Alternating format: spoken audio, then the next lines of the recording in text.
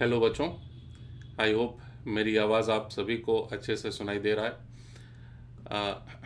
हम लोग last class में जो सीख रहे थे वो फ्री फॉल के बारे में ही था। और हम लोगों ने ओवरऑल मतलब पूरा समरी ये था पिछले दोनों क्लासेस का कि भाई फ्री फॉल में अगर कोई ऑब्जेक्ट रहता है तो उसका एक्सेलरेशन जी वर्टिकली डाउनवर्ड्स होता है और साथ में तीनों इक्वेशंस ऑफ मोशन का इस्तेमाल करके क्वेश्चन सॉल्व होते चले जाते हैं। ठीक है, ओवरऑल समरी यही था। तो इससे पहले कि हम लोग वीडियो लेक्चर में आगे बढ़ें, मैं आपसे यही रिक्वेस्ट करूंगा कि आप इस वीडियो को पॉज करके 2 से 3 मिनट का समय लेकर के जो भी हम लोग पिछले दो क्लासेस में सीखे हैं उसको आप अच्छे से एक बार रिवाइज कर लें। ठीक, उसके बाद हम लोग इस वीडियो लेक्चर में आगे बढ़ेंगे। ठीक है ना? तो मैं इंतज़ार कर रहा हूं, आप अच्छे से रिवाइज कर लीजिए।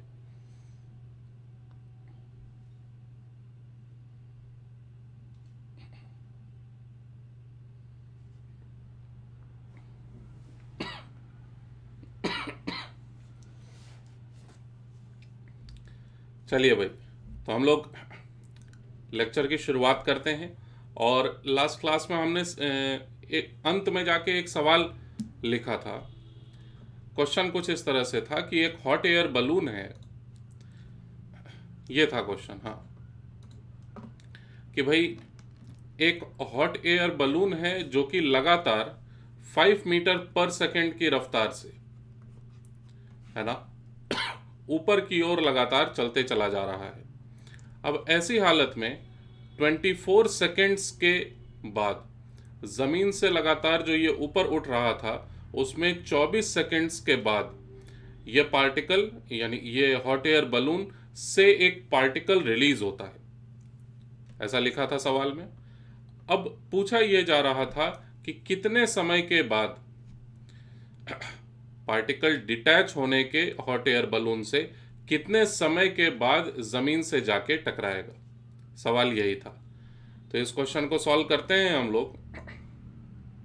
ये डायग्राम है हमारे पास।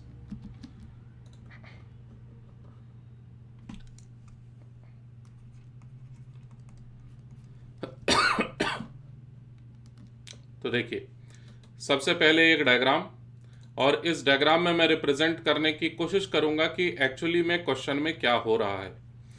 क्वेश्चन में ये हो रहा है कि ये जो हॉट एयर बलून है लगातार ऊपर की ओर चलते चला जा रहा है एक कांस्टेंट वेलोसिटी के साथ, और कितने सेकंड्स के बाद इससे पार्टिकल रिलीज होगा, तो भाई 24 सेकंड्स के बाद। लेकिन इन 24 सेकंड्स के दौरान यह हॉट एयर बलून कितनी ऊंचाई तय कर चुका होगा पहले से।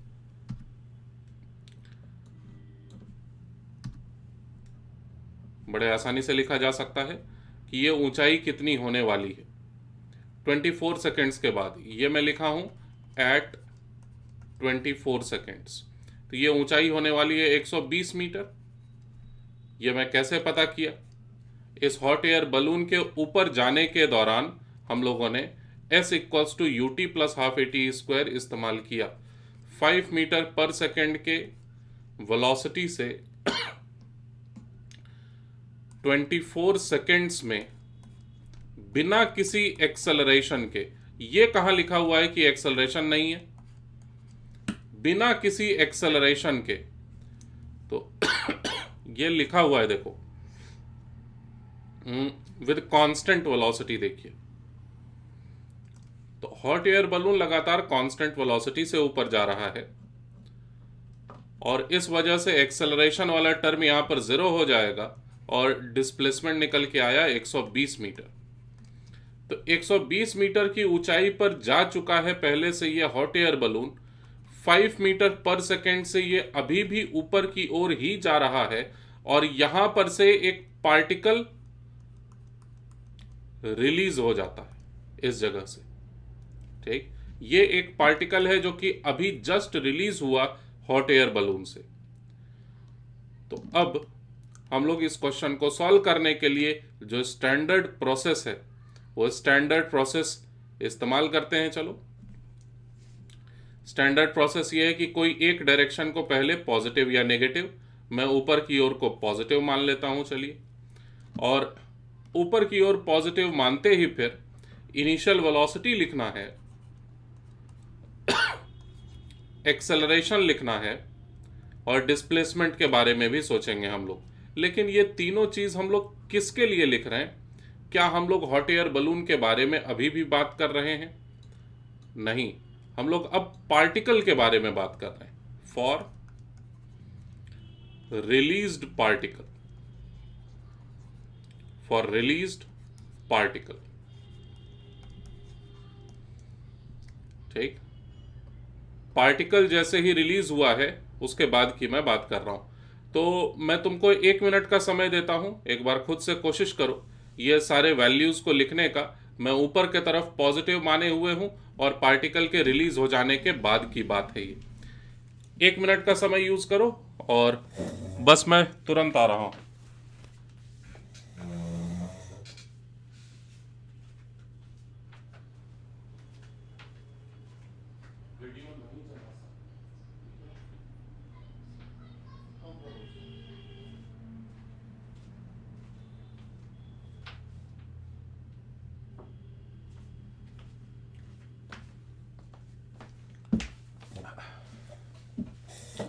हाँ बच्चों, सॉरी फॉर इंटरप्शन, लेकिन कई बार प्रॉब्लम्स आ जाती हैं। खैर, तो इनिशियल वेलोसिटी, एक्सेलरेशन और डिस्प्लेसमेंट आई होप आप लिखे होंगे। हम लोग फोकस करेंगे और ज़्यादा अच्छे से इस पार्टिकल पर। तो जैसा कि मैं पिछले वीडियो लेक्चर में भी बोल रहा था, मान लो कि मैं खुद हॉट एयर बलून में हूँ, तो मेरी वेलोसिटी बताओ। मेरी वेलोसिटी रहेगी 5 मीटर पर सेकेंड ऊपर की ओर होगी ये वेलोसिटी। अब मेरे हाथ में ये पेन है, ये पेन की भी वेलोसिटी 5 मीटर पर सेकेंड, ठीक। यहां पर एक छोटा सा ट्रिक है, बहुत ध्यान से इसे समझना होगा आपको। ये जो पेन है मेरे हाथ में, इसकी भी वेलोसिटी 5 मीटर पर सेकेंड। देखने में नहीं लग रहा, लेकिन मैं हॉट एयर बलून के अंदर बैठा हूं, आप इमेजिन करिए। तो 5 मीटर पर सेकेंड की ये वेलोसिटी रखा हुआ है पेन पहले से, जब मेरे हाथ में है तभी। अब अचानक से मैं इस पार्टिकल को अगर छोड़ दूंगा, तो छोड़ने के तुरंत बाद इसकी वेलोसिटी शुरुआत में इसकी वेलोसिटी 5 मीटर पर सेकेंड काउंट की जाएगी। फिर से समझो मेरी बात को। क्या पार्टिकल को केवल ड्रॉप कर दिया गया है? हाँ बिल्कुल। लेकिन जब ड्रॉप किया गया है, जिस हाथ में पकड़े हुए थे वो हाथ पहले से चल रहा था। समझ सके मेरी बात? तो इस कारण से जो हाथ का वेलोसिटी है, वही वेलोसिटी इस पार्टिकल के पास, इस पेन के पास भी आ चुका होगा, और हाथ रेस्ट में नहीं था शुरुआत से। और ज्यादा शायद अच्छे से समझ में आया होगा कि क्रिकेट मैच खेलते समय बॉलर दौड़ करके क्यों आता है। दौड़ करके इसलिए आता है ताकि उसके पास ऑलरेडी वेलोसिटी रहे पहले से, और गेंद को अगर वो फेंके नहीं, केवल बस छोड़ भी दे, तो भी बैट्समैन ये देखेगा ना कि गेंद उसकी तरफ आ रहा है। जबकि बॉलर दौड़ते हुए आया और गेंद को बस पकड़े हुए था, उसे छोड़ दिया। बावजूद इस बात के बॉल के पास वेलोसिटी रहेगी, बैट्समैन अगर देखेगा तो, क्योंकि जिस हाथ से छोड़ा गया है वो हाथ ऑलरेडी वेलोसिटी में था। शायद समझे मेरी बात को। और इस कारण से ये जो इनिशियल वेलोसिटी है, ये इनिशियल वेलोसिटी का वैल्यू लिखा जाना चाहिए 5 मीटर पर सेकेंड। और कुछ सोच समझ के इसको बताने के लिए मैं समय लिया हूं, है ना, क्योंकि ज्यादातर बच्चे गलती करते हैं इसमें। वो देखते ये हैं कि पार्टिकल को रिलीज किया गया है, अच्छा इसकी इनिशियल वेलोसिटी 0, जबकि ऐसा नहीं है, ठीक। एक्सेलरेशन की बात करें तो पार्टिकल एक बार जब रिलीज हो चुका है, पार्टिकल जब हवा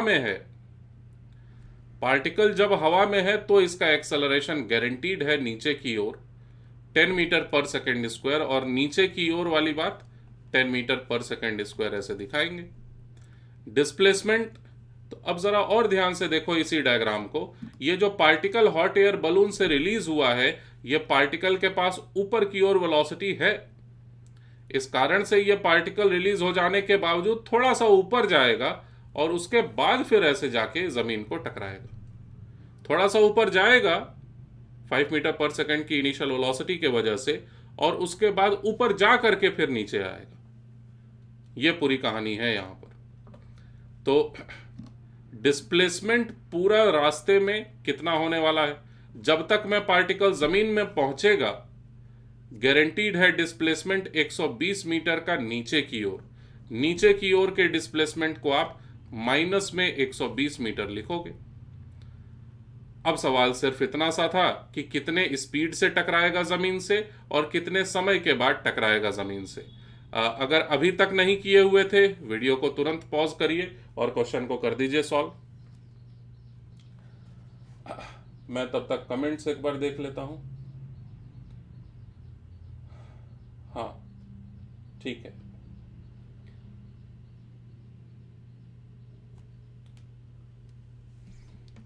चलिए, किसी को कोई डाउट अभी तक तो नहीं है। अब सॉल्व करते हैं, देखते हैं आंसर तक पहुंच के। कुछ डाउट्स आए तो आप बिल्कुल बिंदास पूछिएगा, ठीक है। तो इनिशियल वेलोसिटी, एक्सेलरेशन, डिस्प्लेसमेंट, ये तीनों का कॉम्बिनेशन अगर पता होगा तुरंत इक्वेशन लिखा जाएगा। 120 equals to 5 into T, unit को छोड़ रहा हूं बस, half minus 10 into T square. तो 5 पूरी तरह से कैंसल्ड है। हमारे पास इक्वेशन बना टी स्क्वायर माइनस 5t, नहीं केवल t माइनस 24। हाँ, यही है इक्वेशन। कुछ गलत लग तो रहा है मुझे। चलो ठीक है। कैसे सॉल्व होगा? 24 के लिए एक्सपेंशन करेंगे तो 6 और 4, 8 और 3, 12 और 2, बात नहीं बनी। क्या गलती किया हूँ? 5 मीटर पर सेकेंड। ठीक है, कोई बात नहीं। ये रहा क्वाड्रेटिक इक्वेशन। और जो मैं क्लास में बोला था ना कि आंसर आएगा 5 सेकेंड या 6 सेकेंड, जो भी मैं बोला था वो गलत है। ये क्वाड्रेटिक इक्वेशन एकदम सही है। और इस क्वाड्रेटिक इक्वेशन के रूट्स कुछ रैशनल नंबर में तो नहीं आ रहा है, मतलब स्क्वायर रूट वगैरह में कुछ ना कुछ आएगा, डेसिमल वगैरह में कुछ ना कुछ आएगा, लेकिन निकाल तो सकते ही हैं। फॉर्मूला लगा देते हैं, B square minus 4ac, 1 square minus 4 into minus 24 into 1 whole divided by 2। ये रहा t का वैल्यू। और ऑब्वियसली हम लोग पॉजिटिव वाले रूट को ही लेंगे। तो 1 प्लस स्क्वायर रूट ऑफ 24 गुणे 4, ये 96, 96 प्लस 1 97। तो फाइनल आंसर 1 प्लस 97 का square root whole divided by 2। जरूरत पड़ने पर इसको डेसिमल में निकाला जा सकता है। मैं मन में जब कर रहा था लास्ट क्लास में कैलकुलेशन, तो एक छोटी सी गलती किया था।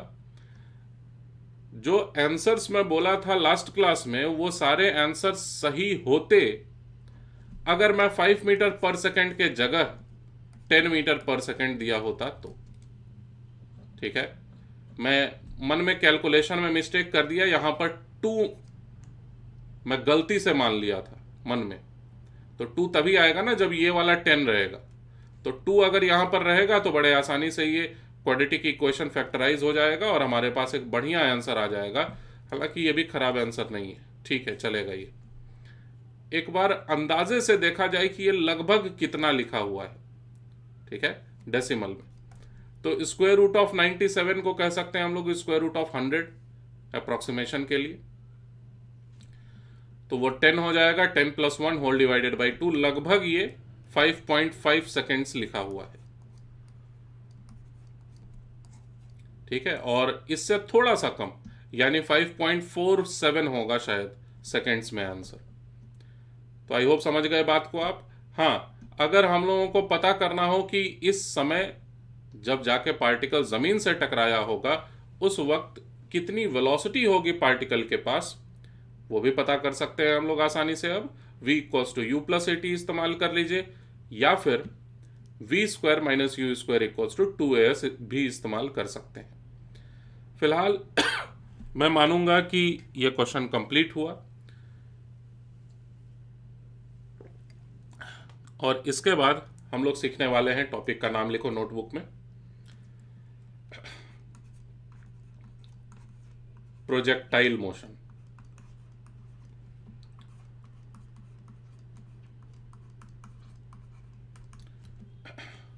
प्रोजेक्टाइल मोशन का ना मतलब होता है, प्रोजेक्टाइल का मतलब होता है ना, सिर्फ प्रोजेक्टाइल का मतलब होता है किसी भी एक ऐसे ऑब्जेक्ट को प्रोजेक्टाइल कहा जाता है जिस ऑब्जेक्ट को हवा में फेंक दिया गया है। ठीक है, तो उस ऑब्जेक्ट को जिसे हवा में फेंक दिया गया था उसके मोशन के बारे में बात करेंगे। लेकिन अब एक खास बात आ जाएगी कि सिर्फ पार्टिकल को ऊपर फेंका जाए या फिर नीचे फेंका जाए, इस पर एनालिसिस कर चुके हैं हम लोग। अब हम लोग बात कर रहे होंगे आगे कि पार्टिकल को किसी भी जनरल डायरेक्शन में फेंक दिया गया। कहने का मतलब एक सिंपल सा डायग्राम इस हेडिंग के तुरंत बाद आपको ड्रॉ कर लेना चाहिए कि ऐसे करके ये जमीन है, लिख देता हूं ग्राउंड, और इस ग्राउंड से एक पार्टिकल को, ये है वो पार्टिकल, इस पार्टिकल को ग्राउंड से न तो ऊपर फेंका गया न तो नीचे, नीचे अब क्या ही फेंकेंगे जमीन से, इसको फेंका गया मान लो 60 डिग्री के एंगल पर, 50 डिग्री के एंगल पर, 45 डिग्री के एंगल पर, किसी भी जनरल एंगल पर फेंक दिया गया।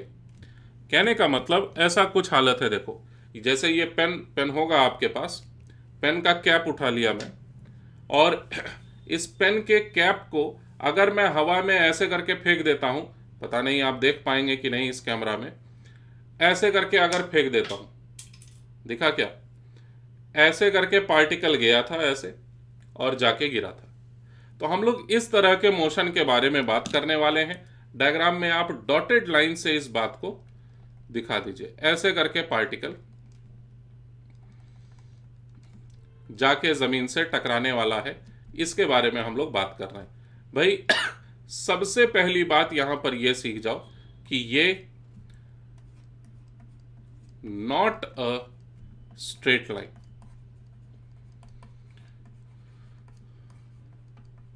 ये स्ट्रेट लाइन तो नहीं है, कर्व्ड है। और दूसरी बात, नॉट अ सेमी सर्किल, ये कोई सेमी सर्किल समझने की भी गलती ना करो इसे, ये कोई सेमी सर्किल भी नहीं है। ये क्या है हम लोग सीखेंगे, लेकिन ये सेमी सर्किल या स्ट्रेट लाइन ऐसा कुछ स्पेशल चीज तो नहीं है। हम लोग इक्वेशन वगैरह में सीखेंगे कि क्या है ये आखिर। तो अब प्रोजेक्टाइल मोशन जो सीखने वाले हैं हम लोग, इसमें हमें किन किन बातों की जरूरत पड़ेगी, इस पर बस मैं 1 मिनट में आपको समराइज कर देता हूं। मान लीजिए कि ये वाई एक्सिस और ये एक्स एक्सिस है, ठीक। सबसे पहले जिस चीज की जरूरत पड़ेगी वह है आपका हाईएस्ट लेवल का फोकस, ठीक। मुझे पता है कि आपके सामने स्क्रीन है, लेकिन इसका मतलब ये नहीं है कि आपका दिमाग भी यहीं पर है, ठीक है ना। तो दिमाग में कुछ भी और आप नहीं सोचेंगे, बढ़िया से बैठ करके नोटबुक पेन, हर एक बात, छोटी से छोटी बात को आप नोट करेंगे, और बाद में नोटबुक को क्लास खत्म होने के तुरंत बाद रिवाइज भी करेंगे, ठीक। तो सबसे पहली बात तो यही थी, आपके हाईएस्ट लेवल के कंसंट्रेशन की जरूरत है अब मुझे। दूसरी बात, कोई भी एक वेक्टर क्वांटिटी होता है, वेक्टर क्वांटिटी को चलो मैं एक येलो कलर के एरो से दिखाता हूं, है ना। माना कि ये कोई एक वेक्टर क्वांटिटी है, ये कोई एक फोर्स हो सकता है, ये कोई एक वेलोसिटी हो सकता है, कोई भी ये एक वेक्टर क्वांटिटी है, ठीक। तो इस वेक्टर क्वांटिटी को मैं वेक्टर ए इस तरह से लिख दूं अगर, और ये एंगल अगर थीटा है, पुरानी बातें याद दिला रहा हूं, ठीक है। अगर ऐसी हालत होती है, और मान लो, ध्यान से सुनना, मान लो कोई एक आदमी है जो इधर से देख रहा है, इस साइड से अगर देखा जाए, तो इस रॉड का मात्र वर्टिकल कंपोनेंट नजर आएगा। ठीक है, ये वाला हिस्सा केवल ये परछाई के जैसा नजर आएगा, इतनी ऊंचाई नजर आएगी इस वेक्टर की। कहने का मतलब वर्टिकल कंपोनेंट केवल देख पाएगा ये पर्सन। और अगर कोई पर्सन ऊपर से देखे नीचे की ओर ऐसे, तो हॉरिजॉन्टल कंपोनेंट केवल देख पाएगा। ये हॉरिजॉन्टल और वर्टिकल कंपोनेंट को मैं अलग अलग बताया आपको, और दोनों कंपोनेंट्स की वैल्यू कितनी होगी। तो ये वाला जो हॉरिजॉन्टल कंपोनेंट है इसे कहते हैं ना हॉरिजॉन्टल कंपोनेंट,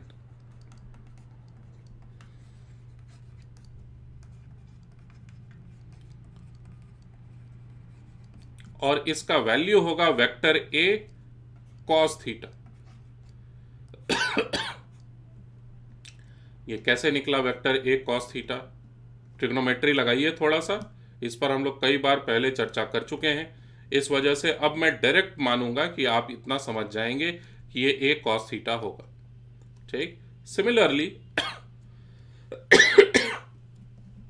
इसी वेक्टर का ये रहा दूसरा कंपोनेंट, कहलाएगा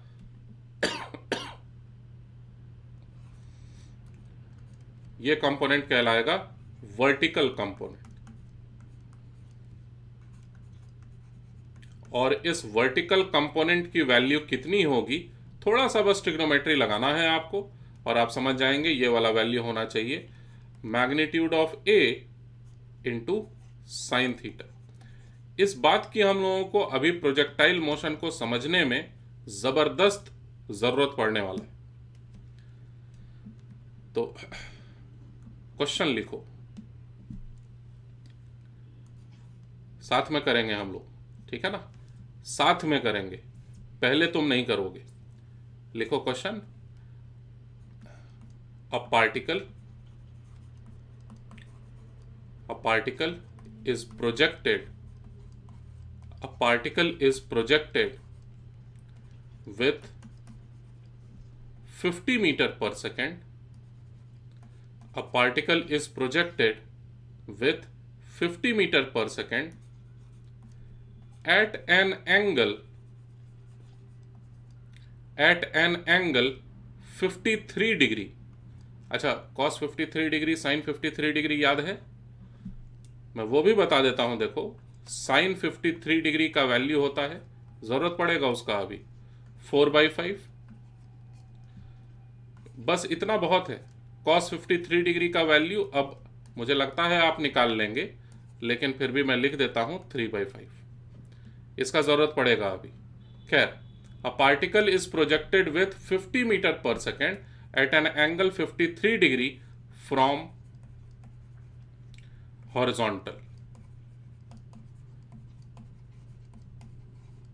ठीक, ये सवाल में इतनी बात लिखी हुई है।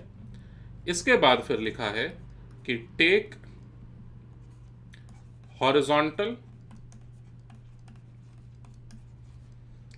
And vertical as X and Y axis. यह भी सवाल में दे दिया गया कि एक्स एक्सिस को हॉरिजॉन्टल मानिए और ऊपर की ओर, वर्टिकली ऊपर की ओर आप मानिए वाई एक्सिस है।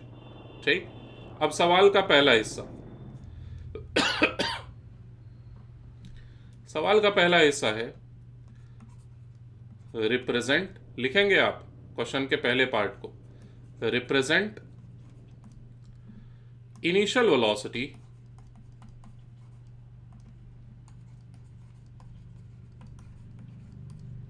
इन अ डायग्राम।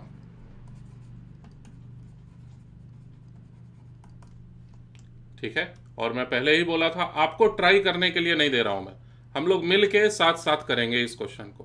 क्वेश्चन का पहला हिस्सा है बस इतना सा कि जो भी कहा गया है सवाल में, इसको डायग्राम में, एक चित्र में दिखा दीजिए। ठीक, तो मैं यही करता हूं। चलो, एक एक्स एक्सिस और वाई एक्सिस सेट कर दिया मैं ऐसे, जैसा कि सवाल में कहा गया था। और जो एक्स एक्सिस है वही जमीन है असल में, ये वाई एक्सिस है, ये एक्स एक्सिस है। लेकिन याद रहे, ये जो एक्स एक्सिस है ये खुद ही जमीन है, ऐसे। और फिर पार्टिकल को फेंका गया है मान के चलेंगे ओरिजिन से। पार्टिकल को कैसे दिखाया जाए? पार्टिकल को यहां पर मैं दिखा दिया ऐसे। और इस पार्टिकल के पास इनिशियल वेलोसिटी कितनी है? 50 मीटर पर सेकेंड की वेलोसिटी, और हॉरिजॉन्टल से 53 डिग्री के एंगल पर। हॉरिजॉन्टल का मतलब ये डायरेक्शन, ये हॉरिजॉन्टल। तो हॉरिजॉन्टल से 53 डिग्री ऐसे घुमा दिया जाएगा इसे वर्टिकल की ओर। तो ऐसे करके पार्टिकल को फेंक दिया गया है, ठीक है ना। तो पार्टिकल को ऐसे करके फेंकते हुए आप दिखा देंगे डायग्राम में। ऐसे करके पार्टिकल को फेंक दिया गया, और ये जो स्पीड है वो 50 मीटर पर सेकेंड, और जो एंगल बन रहा है हॉरिजॉन्टल के साथ, यह एंगल बन रहा है 53 डिग्री का। तो एग्जैक्ट यही बात आपके पास नोटबुक में बना हुआ रहे। ये इनिशियल वेलोसिटी वेक्टर हम लोगों ने दिखा दिया, एक्स और वाई एक्सिस, जमीन, सब कुछ दिखाया गया है, ठीक। आई होप यहां तक आपको कोई कंफ्यूजन नहीं है। मैं बस कंफर्म कर लूं। हाँ, ठीक है।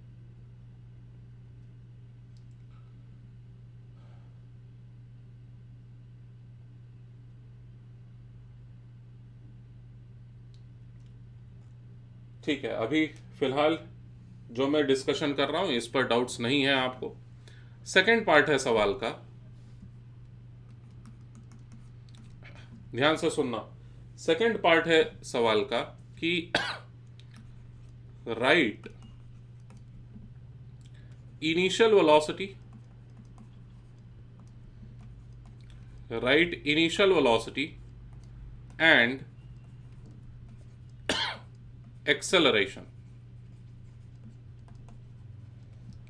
इन वेक्टर फॉर्म। वेक्टर फॉर्म मतलब आई कैप जे कैप में करके लिखिए जरा। ये जरा खुद से करो तो पहले आप करिए, उसके बाद मैं कर दूंगा।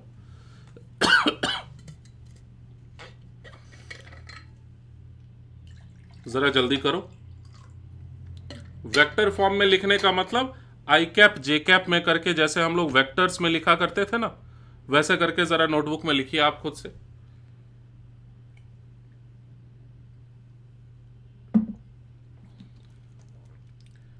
चलिए, इसी डायग्राम के सहारे हम लोग आगे बढ़ेंगे। और ये जो एंगल दिया हुआ है 53 डिग्री का, इसका इस्तेमाल करेंगे, ठीक है ना। तो इस वेक्टर को, यही तो है वेलोसिटी, ये वेलोसिटी वेक्टर को दो पार्ट्स में तोड़ दिया जाएगा। और कहा यह जाएगा कि इस वेलोसिटी वेक्टर का दो कंपोनेंट है, ये रहा वर्टिकल कंपोनेंट और ये रहा हॉरिजॉन्टल कंपोनेंट। अब तो लिख दो खुद से। मैं इनिशियल वेलोसिटी वेक्टर को लिखने जा रहा हूं। इनिशियल वेलोसिटी वेक्टर रहेगा, अब ये खुद से अगर आपके पास नहीं लिखा हुआ है तो बहुत ज्यादा गलत बात है फिर, ठीक है। यह हॉरिजॉन्टल कंपोनेंट कितना लिखा जाए, तो 50 मीटर पर सेकेंड कॉस 53 डिग्री, समझे। और वर्टिकल कंपोनेंट कितना लिखा जाएगा, तो 50 मीटर पर सेकेंड साइन 53 डिग्री। इन सारी बातों को एक साथ सिंप्लीफाई करके साइन 53 डिग्री के वैल्यू को सब्स्टिट्यूट कर दो। 4/5, 5 कैंसिल हुआ, 40 आ गया वर्टिकल कंपोनेंट, 30 आ जाएगा हॉरिजॉन्टल कंपोनेंट। तो 30 मीटर पर सेकेंड आई कैप प्लस 40 मीटर पर second J cap. I hope इतनी बात आप खुद से लिखे होंगे। बात करते हैं एक्सेलरेशन के बारे में। एक्सेलरेशन पुराने दोनों क्लासेस में इसलिए बोला था रिवाइज करने के लिए। पार्टिकल को किधर फेंका गया, किस रास्ते वो चल रहा है, इससे कोई फर्क नहीं पड़ता। फोर्स क्या लग रहा है पार्टिकल पर, पार्टिकल पर एकमात्र लगने वाला फोर्स mg यानी ग्रेविटेशनल फोर्स है। इस कारण से उस पार्टिकल का एक्सेलरेशन नीचे की ओर 9.81 मीटर पर सेकेंड स्क्वायर ही होगा। और नीचे की ओर का एक्सेलरेशन कौन सा डायरेक्शन कहलाएगा, एक्स एक्सिस की वाई एक्सिस? तो वाई एक्सिस वो भी नेगेटिव में। तो क्या लिखा जाए? चलो 9.81 को अप्रोक्सीमेटली 10 लिख देंगे, लेकिन ध्यान से माइनस में 10 मीटर पर सेकेंड स्क्वायर जे क्या। समझ सके होगे बात को?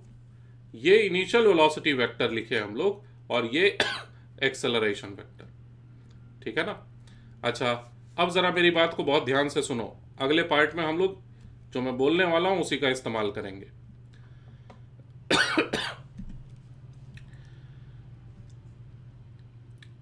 ये एक्स कंपोनेंट ऑफ वेलोसिटी है, हॉरिजॉन्टल कंपोनेंट ऑफ वेलोसिटी, और एक्स कंपोनेंट ऑफ एक्सेलरेशन कितना है, मतलब यहां पर कितना आई कैप लिखा हुआ है? तो यहां पर दरअसल 0 आई कैप लिखा हुआ है। ठीक है? तो थर्ड पार्ट क्या है सवाल का? व्हाट इज मीनिंग ऑफ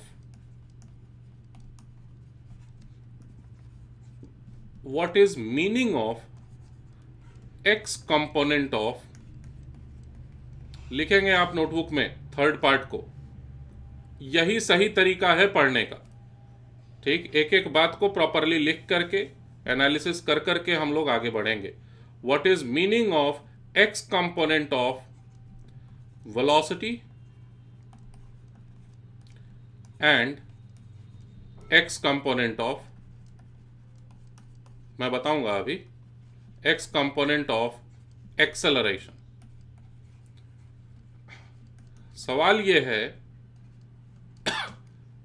यह है कि आखिर ये जो लिखा हुआ है 30 मीटर पर सेकेंड, इस बात को हम लोग कैसे समझें डायग्राम में? इस डायग्राम में इस 30 मीटर पर सेकेंड का आखिर क्या मतलब है, और साथ में ये एक्स कंपोनेंट एक्सेलरेशन का जो कि 0 है, इसका आखिर क्या मतलब है? ठीक, तो लिखो साथ में मेरे।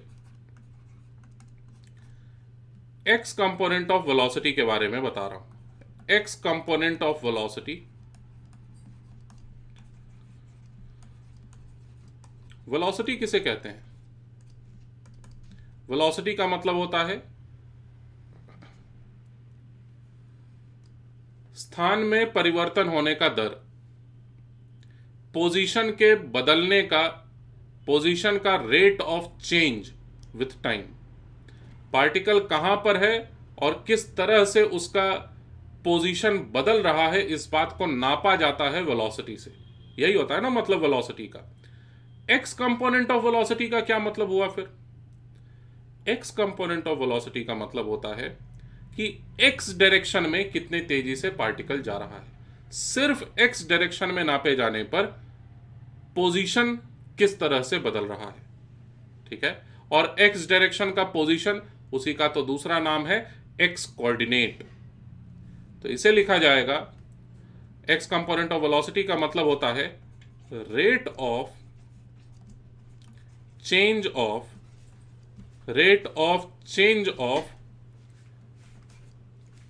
X coordinate, rate of change of x coordinate. ठीक है? एक्स डायरेक्शन में कितने तेजी से पार्टिकल आगे बढ़ रहा है, इस बात को नापा जाता है मात्र एक्स कंपोनेंट ऑफ वेलोसिटी से। Similarly Y component of velocity का क्या मतलब होगा? वाई कंपोनेंट ऑफ वेलोसिटी का मतलब वाई डायरेक्शन में कितनी तेजी से पार्टिकल जा रहा है। ठीक है ना? अच्छा, जेड कंपोनेंट वो भी समझा जा सकता है, वो इंपॉर्टेंट नहीं है। अब सीखते हैं एक्स कंपोनेंट ऑफ एक्सेलरेशन का मतलब। एक्स कंपोनेंट ऑफ एक्सेलरेशन, इसका वैल्यू है कितना बाय द वे?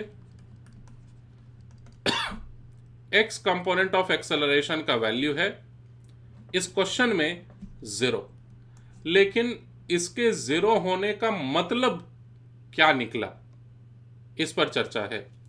आखिर एक्स कंपोनेंट ऑफ एक्सेलरेशन का मतलब क्या होता है, यह हम लोग क्लियरली लिखना चाहते हैं। याद रखो, एक्स कंपोनेंट ऑफ वेलोसिटी का मतलब एक्स कोऑर्डिनेट कितने तेजी से बदल रहा है। एक्स कंपोनेंट ऑफ एक्सेलरेशन का मतलब एक्स कंपोनेंट ऑफ वेलोसिटी कितने तेजी से बदल रहा है। एक्सेलरेशन क्या होता था? वेलोसिटी में होने वाले बदलाव का मेजरमेंट, कितने तेजी से वेलोसिटी बदल रहा है, इसी को नापा जाता है एक्सेलरेशन से। तो एक्स कंपोनेंट ऑफ एक्सेलरेशन का क्या मतलब निकला? एक्स कंपोनेंट ऑफ एक्सेलरेशन का मतलब है कि एक्स कंपोनेंट ऑफ वेलोसिटी कितनी तेजी से बदल रहा है। तो इस बात को साफ साफ लिखें, रेट ऑफ चेंज ऑफ क्या? X component of velocity. X component of velocity, velocity का एक एक्स कंपोनेंट है, उसमें होने वाले बदलाव का दर, उसे कहते हैं एक्स कंपोनेंट ऑफ एक्सेलरेशन। अब इस क्वेश्चन के बारे में बात करता हूं, एक्स कंपोनेंट ऑफ एक्सेलरेशन 0 है कि नहीं? एक्स कंपोनेंट ऑफ एक्सेलरेशन 0 होने का मतलब क्या निकला? एक्स कंपोनेंट ऑफ एक्सेलरेशन का मतलब पता है हमें। अब एक्स कंपोनेंट ऑफ एक्सेलरेशन के 0 होने का क्या मतलब निकला? कि एक्स कंपोनेंट ऑफ वेलोसिटी बदल ही नहीं रहा, उसमें एक्स कंपोनेंट ऑफ वेलोसिटी में होने वाले बदलाव का दर 0 है। यही तो मतलब निकला। अच्छा, और सोचो ध्यान से, यह लिखा हुआ है y component of acceleration.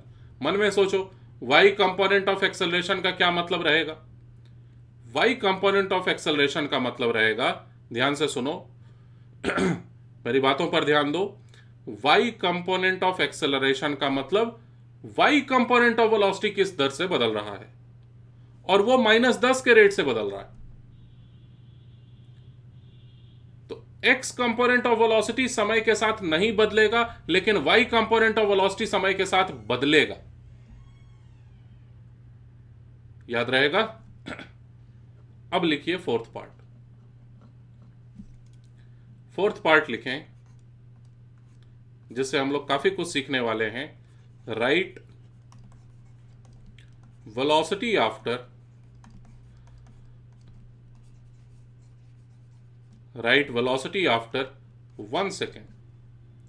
1 second के बाद क्या वेलोसिटी हो चुकी होगी, यानी v equals to U plus at की बात कर रहा हूं। वेलोसिटी 1 सेकेंड के बाद क्या हो चुकी होगी, इसको जरा लिखिए। तो आप लिखने का मतलब समझते हो ना? लिखना है आपको कमेंट बॉक्स में नहीं, नोटबुक में लिखिए।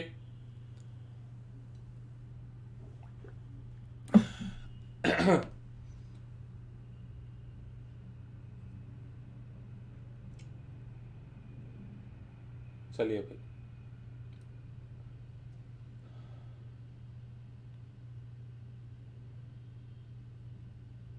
देखो बच्चों, 2-3 बातें हैं।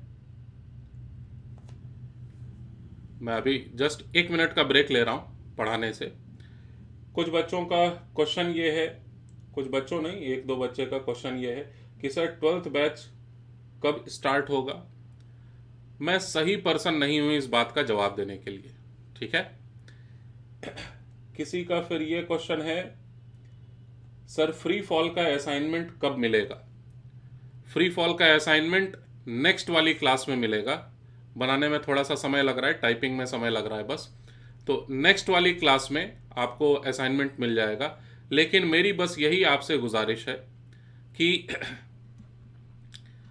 असाइनमेंट कब मिलेगा, नेक्स्ट क्लास कब होगी, सिलेबस कब कंप्लीट होगा, कौन से बुक को रेफर करें सर, इन सभी बातों को आप मुझसे अलग से पूछ लीजिए व्हाट्सएप पर।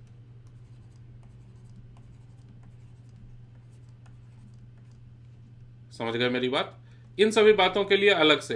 अभी फिलहाल राइट नाउ आप सिर्फ और सिर्फ इसी बात को दिमाग में रखेंगे कि पार्टिकल हवा में है, उसके साथ क्या हो रहा है, और कुछ भी नहीं सोचेंगे। ठीक, यही आपसे रिक्वेस्ट है मेरी। तो कमेंट्स में आपको सिर्फ सवाल पूछना है लेक्चर से रिलेटेड, या फिजिक्स से रिलेटेड, ठीक है, क्योंकि अभी मेरे मन में सिर्फ फिजिक्स चल रहा है, तो उसी पर बात करें तो ज़्यादा बेहतर है। ऑल राइट, तो राइट वेलोसिटी आफ्टर 1 सेकेंड, देखते हैं क्या आएगा। अभी तक लिख चुके होंगे आप। मैं एकदम क्लियरली लिखूंगा कि 30 मीटर पर सेकेंड आई कैप प्लस 40 मीटर पर सेकेंड जे कैप, ये तो इनिशियल वेलोसिटी था। एक्सेलरेशन के बारे में, आई कैप में किसी तरह का कोई एक्सेलरेशन नहीं, और जे कैप में -10 मीटर पर सेकेंड स्क्वायर का एक्सेलरेशन है। तो इन दोनों बातों का इस्तेमाल करके, इनिशियल वेलोसिटी और एक्सेलरेशन, इन दोनों बातों का इस्तेमाल करके बताया जा सकता है कि वेलोसिटी 1 सेकेंड के बाद क्या होने वाली है। वेलोसिटी 1 सेकेंड के बाद कुछ ना कुछ आई कैप में होने वाला है और कुछ ना कुछ जे कैप में होने वाला है। अब आई कैप में क्या होगा, तो पिछले पार्ट को ध्यान से समझो। पिछले पार्ट को मैं आपको यह बताया था, एक्स कंपोनेंट ऑफ एक्सेलरेशन मात्र का मतलब क्या होता है। इसका मतलब एक्स कंपोनेंट ऑफ वेलोसिटी कितने दर से बदल रहा है, कितने तेजी से बदल रहा है, जो कि है 0। इसका मतलब बदल ही नहीं रहा है एक्स कंपोनेंट ऑफ वेलोसिटी, जिस कारण से यहां डायरेक्ट लिखा जा सकता है 30 मीटर पर सेकेंड। समझे बात को? डायग्राम में समझेंगे अभी हम लोग, लेकिन फिलहाल इक्वेशन में देख लीजिए पहले कि 40 लिखा हुआ है इनिशियल वेलोसिटी और -10 है उसके बदलने का रेट, है ना। तो 1 सेकेंड के बाद क्या हो चुका होगा velocity, v equals to U plus AT लगा दो, सिर्फ y एक्सिस में, सिर्फ y डायरेक्शन में अलग से। मैं साफ साफ लिख रहा हूं, देखो तुम्हारे दिमाग में क्लियरली जाना चाहिए ये बात। Using v equals to U plus AT only along y axis, सिर्फ y एक्सिस में मैं ये आसान सा इक्वेशन यूज करने जा रहा हूं। तो इसके आधार पर 40 - 10 मीटर पर सेकेंड स्क्वायर इंटू 1 सेकेंड, तो कुल मिला के आ जाएगा ये 30 मीटर पर सेकेंड। कोई पूछे कि सर एक्स एक्सिस में क्यों नहीं यूज किए, अरे एक्स एक्सिस में भी यूज किए हैं, 80 का वैल्यू ही 0 है। एक्सेलरेशन देखो ना, एक्स एक्सिस वाला केवल यूज करो ना तुम, समझे मेरी बात। ओवरऑल में क्या बोल दिया, ओवरऑल में ये बोल दिया सारा कैलकुलेशन एक्स एक्सिस में अलग से चलेगा, सारा कैलकुलेशन वाई एक्सिस में अलग से चलेगा। लिखो इस बात को, all calculations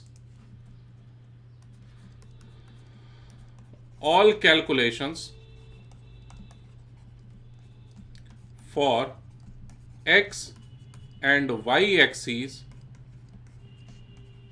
will be separate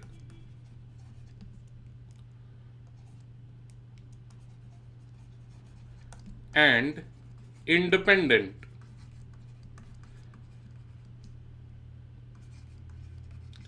x और वाई एक्सिस में आप पूरी तरह से अलग अलग तीनों इक्वेशंस ऑफ मोशन लगाएंगे। v equals to U plus AT हो, चाहे s equals to U T plus half AT square हो, चाहे कोई भी इक्वेशन हो, आप x एक्सिस y एक्सिस अलग अलग अप्लाई करेंगे और आपस में उनका कोई मतलब नहीं रहेगा। समझे मेरी बात। मैं ये कहा अभी जस्ट कि ये -10 जो लिखा हुआ था ना एक्सेलरेशन, ध्यान से सुनो, -10 मीटर पर सेकेंड स्क्वायर एक्सेलरेशन, ये y कंपोनेंट ऑफ एक्सेलरेशन है और इसका प्रभाव इस 30 को नहीं बदल सकता। चाहे ये -10 के बजाय -100 कर दो, फर्क नहीं पड़ता, वेलोसिटी का x कंपोनेंट वो नहीं बदल सकता। समझे मेरी बात। तो जो मैं बोला इसको बहुत अच्छे से आपको याद रखना होगा। और अब नेक्स्ट पार्ट है क्वेश्चन का, डायग्राम में डायग्राम में बात करना बाकी है अभी, ठीक। डायग्राम में हम लोग डिस्कशन करेंगे। फिफ्थ पार्ट लिखिए। फिफ्थ पार्ट है क्वेश्चन का, राइट लिखो साफ साफ नोटबुक में, right velocities after, right velocities after 1 second, 2 second, 3 second, लिखते जाओ। ऐसे करते करते 7 सेकेंड्स, 8 सेकेंड्स, बस। ठीक, आपको वेलोसिटी, सारे वेलोसिटीज को लिखना है इक्वेशंस में, और फिर represent all these velocities in a diagram। Diagram मैं जब बना लूंगा तब तुम भी बनाना, लेकिन उससे पहले आप अलग अलग समयों पर वेलोसिटी जरा साफ साफ अपने नोटबुक में लिख लीजिए। तो मुझसे पहले लिखो,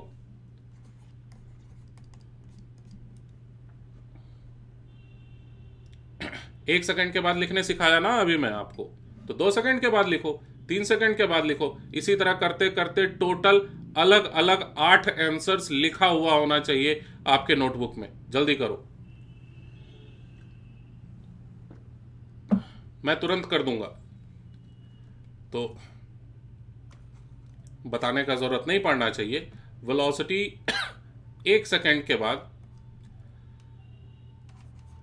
30 मीटर पर सेकंड आई कैप रह जाएगा, ये तो निकाले ही थे, और प्लस 30 मीटर पर सेकंड जे कैप रह जाएगा। ठीक, और 2 सेकंड के बाद अगर वेलोसिटी पूछा जाए, ठीक है, अगर 2 सेकंड के बाद वेलोसिटी पूछा जाएगा, बावजूद इस बात के 30 में कोई अंतर नहीं आएगा। आई कैप के डायरेक्शन में, एक्स एक्सिस के डायरेक्शन में किसी तरह का कोई बदलाव वेलोसिटी में नहीं आने वाला है। जबकि वाई डायरेक्शन में आप फिर से v equals to U plus A T इस्तेमाल करेंगे और t के जगह 2 सेकेंड्स रखेंगे। पिछले बार 1 सेकेंड रखे थे, इस बार 2 सेकेंड्स रखेंगे। आप समझदार हैं, 20 मीटर पर सेकेंड रहेगा ये आंसर। 2 सेकेंड के बाद हम लोगों ने आंसर लिख दिया। ठीक, ऐसे ही हम लोग अब बात कर सकते हैं 3 second, 4 second, 5 second, so on. तो वही मैं बोल रहा हूं, मुझसे पहले आपके पास लिखा हुआ रहे।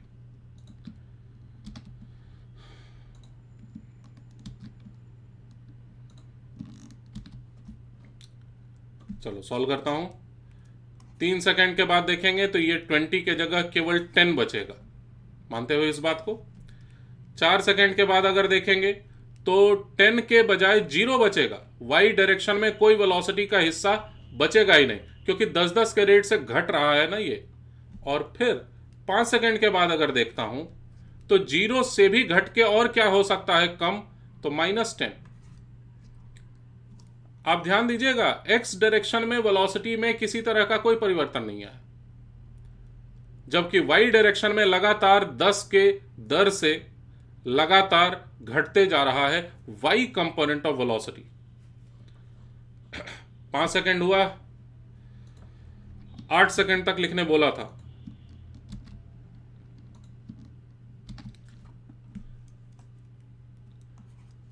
कई बच्चों को लग रहा होगा कि सर ये सब तो हमें आता है, ये सब आप क्यों बता रहे हैं। बहुत ज्यादा सोच समझ के बता रहा हूं, जितना कहा जा रहा है उतना करते रहिए बस। ठीक, एकदम बारीक से बारीक बात जानते रहो प्रोजेक्टाइल मोशन के बारे में, और कम से कम मेरा फायदा उठाओ। ठीक है, मेरी ये आदत है कि मैं केवल फॉर्मूले पर आधारित पढ़ाई नहीं करवा पाता हूँ। ठीक है, ये मेरी खराबी है। तो उससे कुछ खास फायदा नहीं होता है। फॉर्मूला आप कितना दिन कितने सारे फॉर्मूले रट पाओगे मैक्सिमम। सवाल बहुत छोटा सा ही पूछा जाता है, जो कि चेक करता है आप बेसिक अंडरस्टैंडिंग आपकी है कि नहीं। उसी को हम लोग डेवलप कर रहे हैं। तो 1 2 3 4 5 6 7 8 अलग अलग समय पर मैं लिख दिया वेलोसिटी, और इसको अब डायग्राम में रिप्रेजेंट करने की बारी है। एक नए पन्ने पर आ जाओ, ठीक, नोटबुक में, और पूरे पेज में हम लोग सिर्फ एक डायग्राम बनाएंगे। नोटबुक को घुमा लो 90 डिग्री से, ठीक है ना, और हम लोग हर वेलोसिटी को 1 से लेके 8 सेकेंड तक के हर वेलोसिटी को इस डायग्राम में दिखाने वाले। वाई एक्सिस, ये एक्स एक्सिस। और क्या करूंगा मैं कि एकदम पहला वाला वेलोसिटी, ठीक, मैं अलग अलग कलर्स का यूज करता हूं। चलो, आपको दो तरह के पेन की जरूरत नहीं है, एक ही तरह के पेन से करो। ये सबसे पहले इनिशियल वेलोसिटी, ठीक, और इस इनिशियल वेलोसिटी के बारे में देखो कि इसका एक्स कंपोनेंट है कुछ ना कुछ और इसका वाई कंपोनेंट है कुछ ना कुछ। समझ गए बात? थोड़ा सा जगह की कमी है, इस वजह से मैं यूनिट नहीं लिखूंगा, लेकिन आप समझते रहिएगा बात को। इनिशियल वेलोसिटी 30 हॉरिजॉन्टल में और 40 वर्टिकल में, ठीक। ये था एकदम इनिशियल वेलोसिटी, शुरुआत का एकदम वेलोसिटी। अब क्या बात है कि क्या मैं इतने पूरे को एक साथ बहुत ज्यादा ध्यान से सुनो, 1 सेकेंड के बाद पार्टिकल शायद यहां पर पहुंच चुका होगा अंदाजे से, तो क्या मैं ऐसा कर सकता हूं कि 1 सेकेंड के बाद जो भी होगी वेलोसिटी, उसको ठीक यही वाले वेलोसिटी को कॉपी पेस्ट कर दिया मैं? क्या पुराने वाले वेलोसिटी को इस तरह से उठा करके ठीक मैं यहां पर लगा सकता हूं? क्या नहीं लगा सकता? क्यों नहीं लगा सकता? क्योंकि चलो 30 वाला तो वही है, लेकिन 40 वाला घटा है ना, और 40 वाला घट के कितना हो गया? 30 हो गया। तो एक काम करते हैं,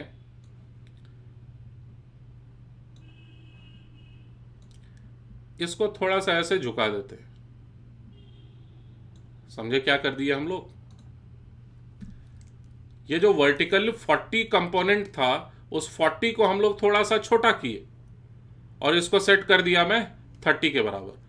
तो समझ लीजिए आपकी ये येलो कलर वाला लाइन किस तरह से बदल गया। फिर से देख लो, ये था डायग्राम। तो वर्टिकल कंपोनेंट ऑफ वेलोसिटी को मैं कम करना चाहता हूं।